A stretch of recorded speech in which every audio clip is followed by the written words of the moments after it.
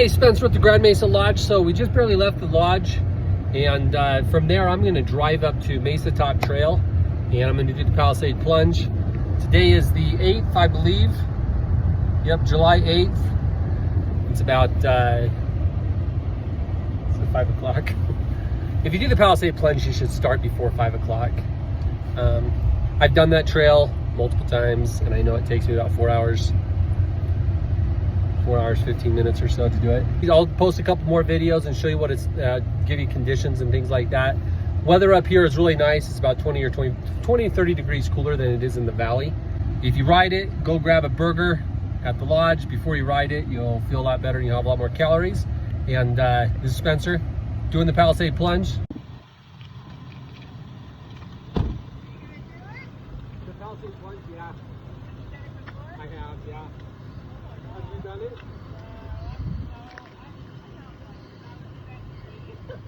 It is a long ways and it's pretty technical. It usually takes me just a little bit over 4 hours. Today it has to take me 4 hours because it gets dark. So it gets dark enough for 4.5 hours. Yeah. Right. Thanks. We'll see ya. Peace out. I just met up to where the Palisade Plunge parallels the road that goes out to Land's End. Trails are perfect. Like, it's absolutely perfect. There were a few mosquitoes at the trailhead. I have a philosophy on mosquitoes. I'm the kind of person that doesn't want to let mosquitoes make it so that I don't go. And I mean that literally, but more in a philosophical sense. Mosquitoes are this thing that's like a small annoyance, but they're really not that big of a deal if you get bit. It's, unless you are malnourished in Africa where malaria is a problem, mosquitoes are not an issue at all. Plus, like, you put some bug spray on, mosquitoes don't bother you at all. Yeah, my philosophy in life is just, there's these little things that prevent you from doing the fun things or the exciting things or the meaningful things in your life. And I don't let those stop me. So this is my philosophy on life. At any rate, as far as the trail goes, like perfect conditions. There was a couple of drifts that were hard packed that you could just ride your bike over. So I haven't stopped at all. So you can see a blue shimmering lake there in the distance. The trail has been like hero dirt pretty much the whole way. Hey, Spencer here doing the Palisade Plunge, another update. So I'm on mile 10, just a little over 10, probably closer to 11, almost to Shirt Tail Point. And this trail, it's dry as far as as much as it's gonna get. There are sections where you go through where there's, let's see if I can zoom in. Oh, I can't when the phone's configured this way. Anyways, there's these little creeks that you go to, which is kind of part of the fun, in my opinion. It's like a technical obstacle to go through, but they're all doable. And then the trail has this honeycomb mat stuff that's put down in the areas that are natural drainage gullies that are wet for most of, if not all of the year.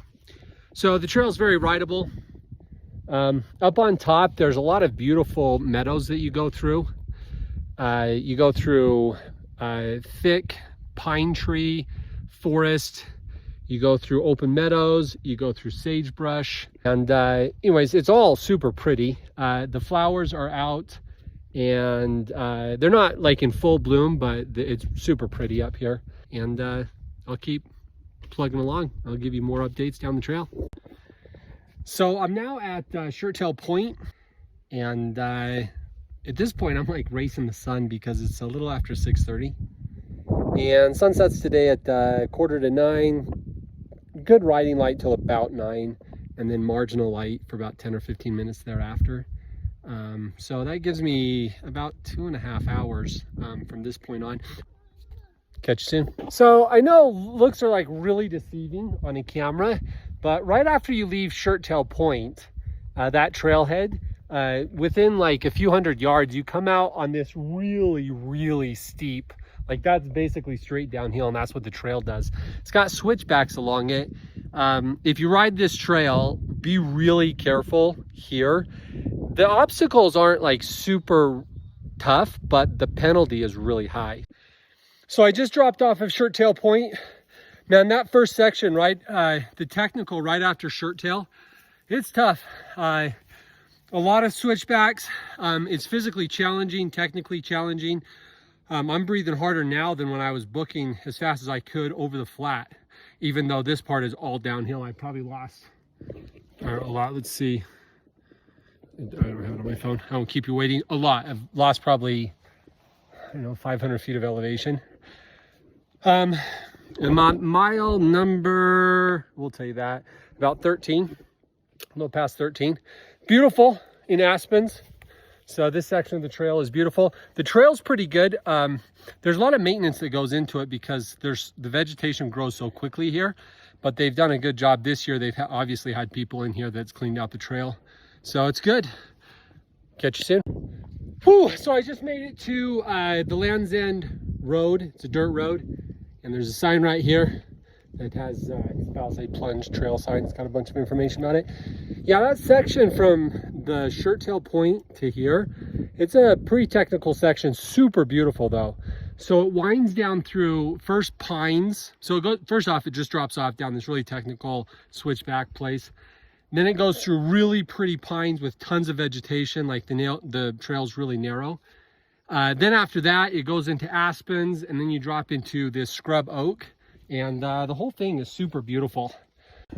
That view behind me, I'm at mile, just a little past mile 15. So right after you cross the switchback road, the trail immediately drops down really fast flowing dirt trail.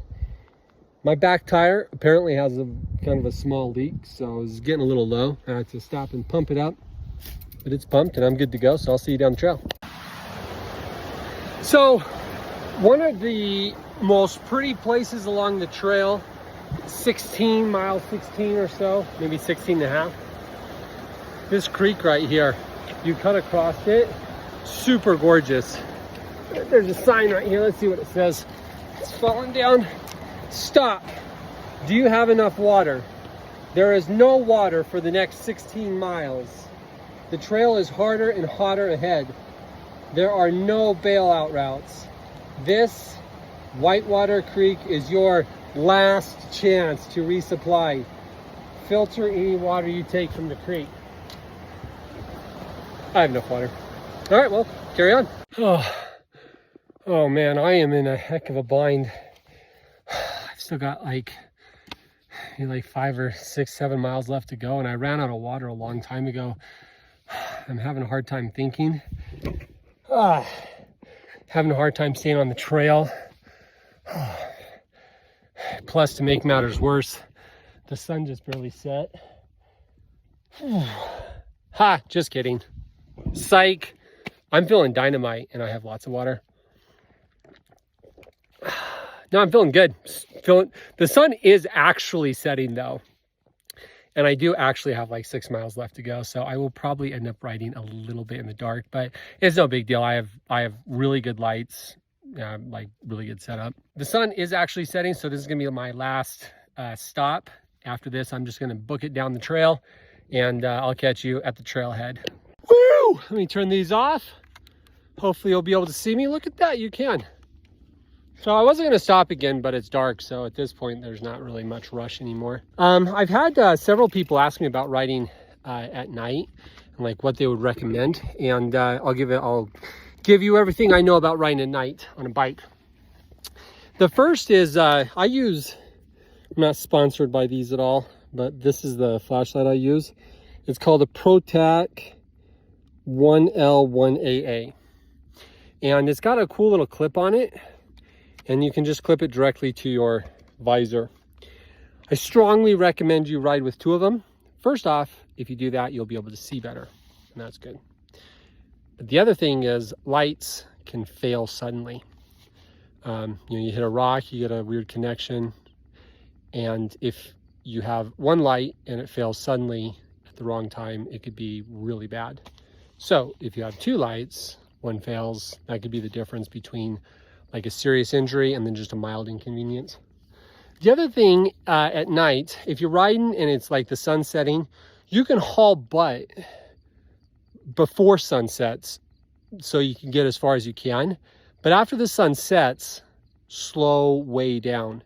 It's really easy to outrun your light. And so it's kind of hard to downshift because you go from like go, go, go, go, go super fast because you are trying to race the sun. But then there's a certain point where it's dark, like right now. This is that time. And then you put your lights on, you slow down. So that's riding at night. I'm on mile 20, let's see here, about 29, so I've got about 3 more miles left. It'll take me probably 15 to 30 minutes, probably 30 minutes because I'll ride slow. See you at the trailhead. Hey, when I got to the trailhead, my camera did not take a good picture, so I thought I'd finish it out with a little audio. Couple tips and suggestions if you do the Palisade Plunge. First off, after you drop off Shirt Tail Point and you go down on the side part of the mesa, the trail grows really thick, like the vegetation, the fauna and things start to grow in. So I would highly recommend wearing something to protect your legs a little bit because you get some bushes that grow in. As you saw, I had knee braces. The main reason I wear those on that trail is for that reason. There's also a native thistle that grows along that trail, so I would recommend a pretty durable glove because sometimes your hands strike those thistles, and so a durable glove would help out a lot. As far as wildlife, there's a lot of bear, deer, elk, moose, a lot of moose on top, a lot of bear. I probably saw 30 piles of bear scat along the trail. Now they're black bears, but it's just something to keep in mind. Make a lot of noise if you go down the trail. Beyond the Whitewater Creek, where I read that, it was mile 16, I think, or a little past that, where I read that sign about water. Beyond that point, it is no joke as far as rescue. If you get hurt in that area, search and rescue is going to have a really difficult time getting you out. Basically, beyond that point, you're going to have to walk out. If you get a broken leg, you're walking out. There are some places where they can land. I know search and rescues went in there and put some helicopter LZ, or they've identified some LZs where they could bring in a chopper, but they're just that the way the terrain is in that area, it'd be really difficult to land a helicopter. And the LZs that they do have, they're not right off the trail. So just be really careful. If I was riding with someone and there was an obstacle and they're looking at it and they're like, I think I can do it, I don't know, should I do it? I'd say heck no, don't try it. Like, that is not the trail to try stuff that you're like, I'm not sure. If you're not 100% sure you can do it, don't do it. Walk it. Practice in town on some park where if you get hurt, you can actually make it to medical. There are quite a few really substantial obstacles. My time, it took me about almost 5 hours to do that trail. Usually it takes me a little over 4 hours. It took me about 30, 45 minutes longer. I think that had something to do with the fact that I made this video for you all. And so I stopped a lot and took pictures. But it's a long ways, so take a lot of water, take more water than you think that you'll need. And then I would highly recommend taking a filter. And when you get to that Whitewater Creek area, if you're not sure you need water, filter water. But overall, it's a super cool trail. It's really fun. It's very, at the end of it, you'll feel accomplished because it's just cool to go say that you've biked, 32 miles from the top of the Grand Mesa down into Palisade. When you get down to Palisade, there's several places where you can grab a burger. Super cool trail. I highly recommend it. When you do it, make sure you check out the Grand Mesa Lodge. We're about 2 or 3 miles from the Mesa Top Trailhead, just towards the Cedar Edge side. We got a full restaurant, full bar. You can come in, you get pizza, burger, chicken sandwich, fill your belly, and then go hit the trail. Spencer at the Grand Mesa Lodge. I'll catch you next time.